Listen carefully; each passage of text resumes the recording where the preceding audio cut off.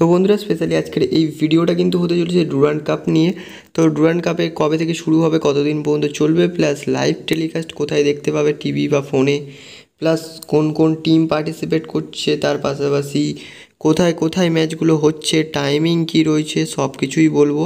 And ফিকচার্স কীভাবে পাবে সেটাও কিন্তু বলবো। তো ভিডিওটা স্কিপ না করে সম্পূর্ণ দেখতে থাকো। তো চলো বন্ধুরা ভিডিওটা শুরু করা যাক। তো বন্ধুরা ডুরান্ড কাপের এই আসরটা কিন্তু শুরু হতে চলেছে 23শে জুলাই 2025 থেকে এবং চলবে কিন্তু 23শে আগস্ট 2025 পর্যন্ত, অর্থাৎ এক মাস কিন্তু এই টুর্নামেন্টটা চলবে। এর পাশাপাশি লাইভ টেলিকাস্ট নিয়ে যদি কথা বলি, সেক্ষেত্রে তোমরা যদি টিভিতে দেখতে চাও সেক্ষেত্রে সোনি স্পোর্টস 2তে তোমরা দেখতে পাবে, এবং যদি তোমরা মোবাইলের মাধ্যমে দেখতে চাও সেক্ষেত্রে কিন্তু সোনি লিভ অ্যাপে কিন্তু দেখতে পারবে। তো এর পাশাপাশি বন্ধুরা যদি আমরা টিমগুলো সম্পর্কে একটু ডিসকাশন করে নিই, সেখানে কিন্তু অলরেডি 6টা গ্রুপ রয়েছে, টোটাল তোমার 24টা টিম রয়েছে। তো 24টা টিমকে 6টা গ্রুপে ডিভাইড করা হয়েছে। তো এই জায়গা থেকে দাঁড়িয়ে এ গ্রুপে রয়েছে কিন্তু East Bengal FC, air force, Indian air force, south United FC এবং নামধারী এসসি। বি গ্রুপে রয়েছে কিন্তু মোহনবাগান সুপার জায়েন্ট, তারপরে রয়েছে কিন্তু মোহামেডান স্পোর্টিং ক্লাব, বিএসএফ রয়েছে এবং ডায়মন্ড হারবার এফসি রয়েছে। সি গ্রুপে রয়েছে কিন্তু জামশেদপুর এফসি, ইন্ডিয়ান আর্মি এবং ওয়ান লাদাখ এফসি।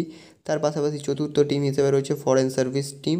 তো এই টিমটা বাইরে থেকে যে কোনো একটা মোটামুটি তোমার কি বলবো, কোনো আর্মিদের টিম আসতে চলেছে দুটো ফরেন সাইড থেকে, মেবি আপডেট রয়েছে একটা ইন্দোনেশিয়া এবং একটা ত্রিভুবন আর্মি। তো এই জায়গা থেকে পরবর্তী যে ডি গ্রুপের টিমগুলো রয়েছে আইটিবিপি, তারপরে Bodoland FC, morning star club এবং পাঞ্জাব এফসি।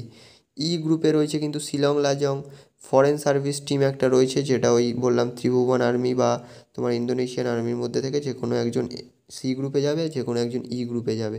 তারপরে রয়েছে কিন্তু আরইউএফসি, তারপরে নর্থ ইস্ট ইউনাইটেড এফসি।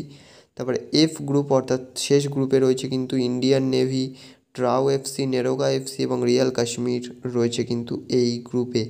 তো এর পাশাপাশি পরবর্তী আপডেট যেটা বেরিয়ে আসছে, কোন কোন স্টেডিয়ামে কিন্তু খেলাগুলো হতে চলেছে সেই ব্যাপারে কথা বলবো। তো এই জায়গা থেকে দাঁড়িয়ে এ গ্রুপ এবং বি গ্রুপের খেলাগুলো তোমরা দেখতে পাবে কিন্তু সল্টলেক স্টেডিয়াম এবং কিশোর ভারতী ক্রীড়াঙ্গন, এই দুটো স্টেডিয়ামের মধ্যে ঘুরিয়ে ফিরিয়ে কিন্তু এ এবং বি গ্রুপের ম্যাচগুলো হবে। তো উল্টো দিক থেকে মানে বলতে গেলে ইস্টবেঙ্গলের বেশিরভাগ ম্যাচ সল্টলেকে পড়েছে এবং মোহনবাগানের বেশিরভাগ ম্যাচ কিশোর ভারতী ক্রীড়াঙ্গনে পড়েছে। তো উল্টো দিক থেকে সি গ্রুপে কিন্তু হোস্ট জামশেদপুর, সেখানে জেআরডি টাটা স্পোর্টস কমপ্লেক্স রয়েছে। ডি গ্রুপে কোকরাঝাড় সাই স্টেডিয়াম। ই গ্রুপটা হতে চলেছে জওহরলাল নেহেরু স্টেডিয়াম শিলংয়ে। তারপরে এফ গ্রুপের সমস্ত ম্যাচ অর্থাৎ শেষ গ্রুপের match Khuman Lampak main stadium, যেটা ইম্ফলে রয়েছে, সেখানে হতে চলেছে।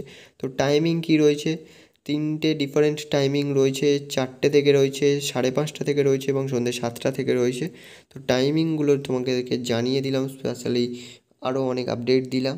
তো ওপেনিং ম্যাচ কারা খেলতে চলেছে সেই ব্যাপারটা যদি বলি, এক্ষেত্রে ইস্টবেঙ্গল এফসি এবং সাউথ ইউনাইটেড এফসির মধ্যে কিন্তু ওপেনিং ম্যাচ হতে চলেছে। সেখানে কিন্তু বিবেকানন্দ যুবভারতী ক্রীড়াঙ্গন কলকাতাতে কিন্তু এই ম্যাচটা হতে চলেছে 23শে জুলাই সন্ধ্যে 7:30 থেকে কিন্তু ম্যাচটা হতে চলেছে। তো বন্ধুরা ভিডিওটা কিন্তু বেসিক্যালি এই পর্যন্ত ছিল। তো ভিডিওটা কেমন লাগলো কমেন্টে জানিবেন, চ্যানেল নতুন হলে অবশ্যই বন্ধুরা তোমরা সাবস্ক্রাইব করে দিও। তো দেখা হচ্ছে পরবর্তী ভিডিওতে। Thanks for watching and keep supporting guys.